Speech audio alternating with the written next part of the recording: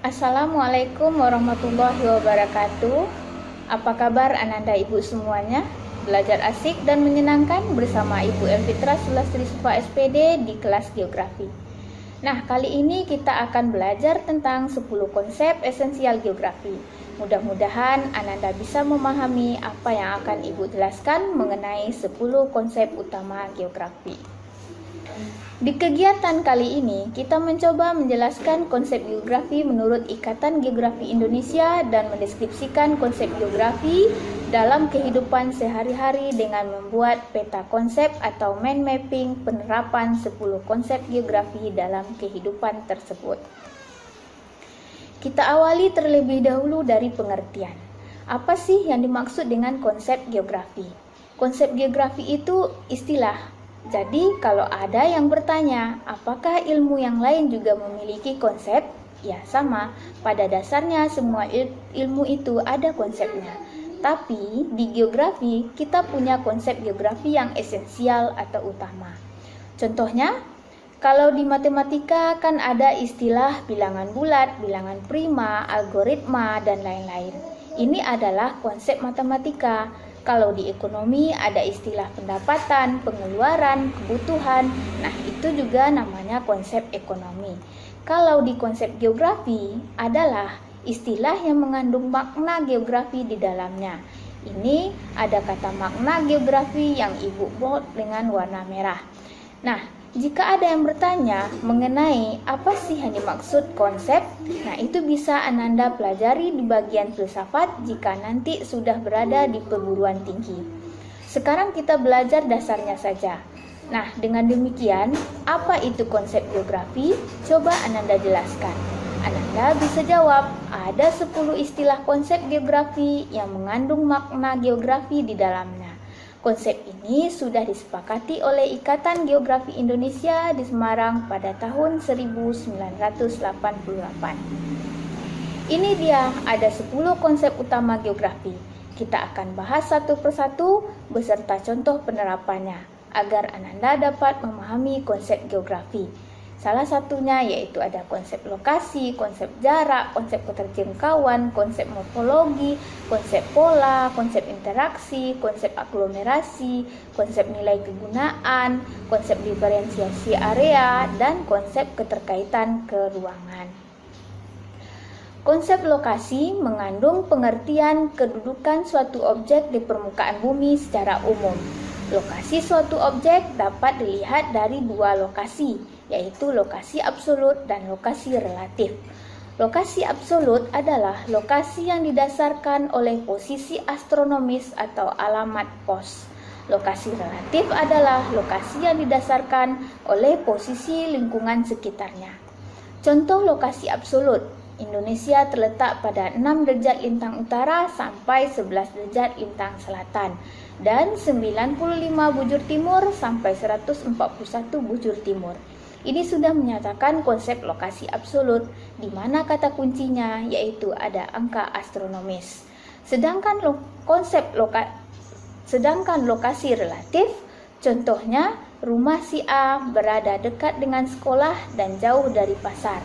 Ya, itu belum tentu, karena kita tidak mengetahui pasar mana yang dituju. Kalau pasar utama mungkin jauh, tapi kalau pasar lokal bisa saja dekat.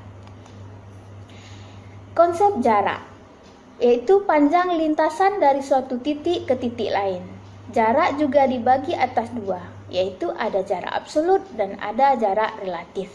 Jarak absolut yaitu jarak yang diukur dengan satuan panjang, yaitu kilometer, meter, sentimeter, mil, dan sebagainya.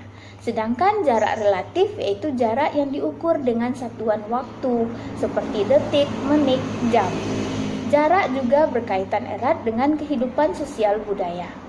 Nah, misalnya, harga suatu produk pertanian akan semakin mahal jika jaraknya semakin jauh dari pusat pertanian tersebut. Harga tanah di daerah lebih murah karena jauh dari pusat keramaian kota. Nah, contoh jarak absolut lainnya, misalnya Ananda menempuh perjalanan dari rumah ke sekolah sejauh 5 km dengan sepeda motor. Kata kuncinya yaitu 5 km. Ini sudah menunjukkan jarak absolut. Sedangkan untuk jarak relatif, Ananda bisa ganti dengan waktu.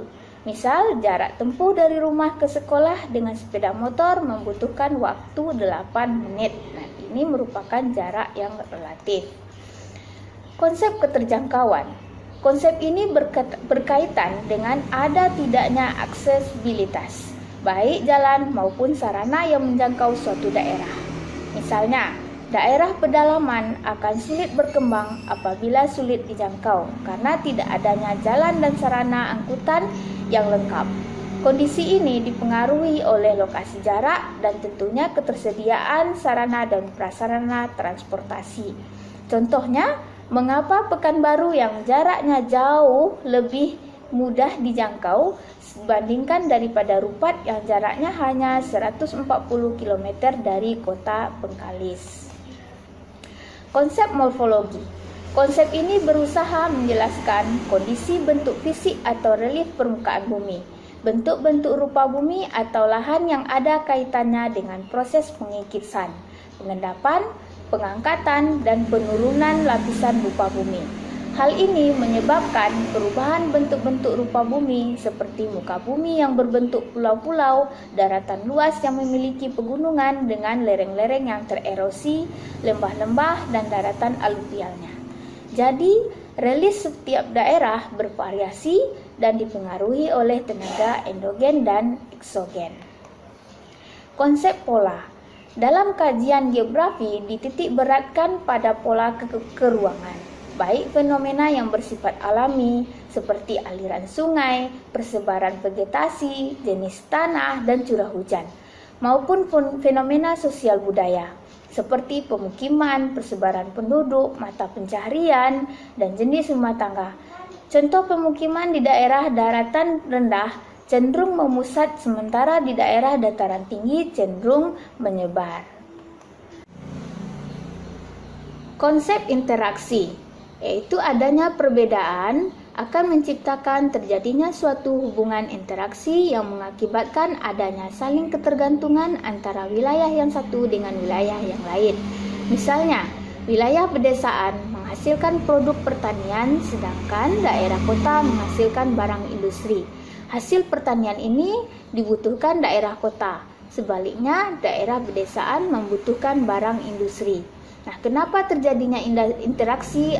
Karena ada perbedaan sumber daya pendukung. Berikutnya konsep aglomerasi.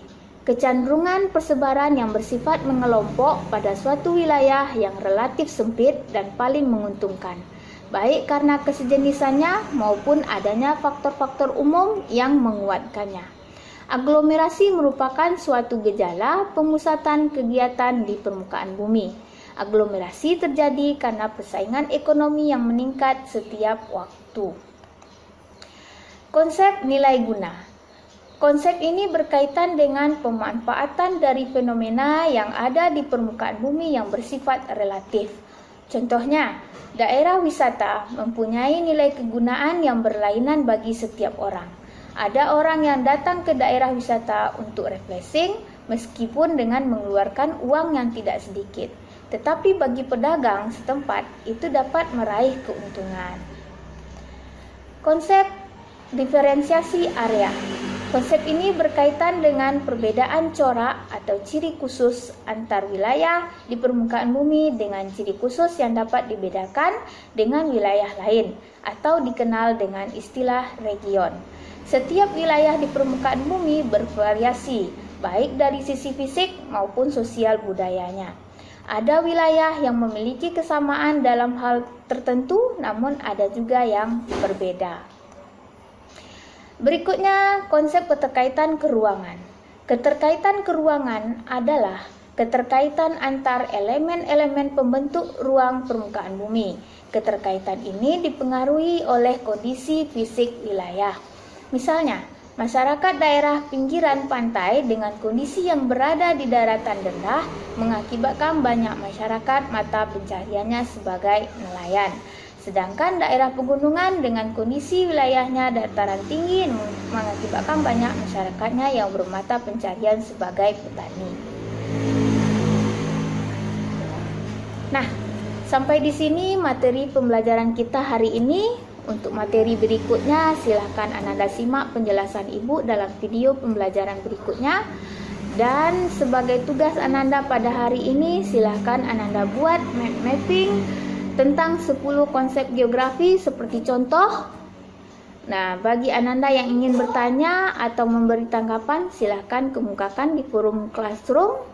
Terima kasih. Wassalamualaikum warahmatullahi wabarakatuh.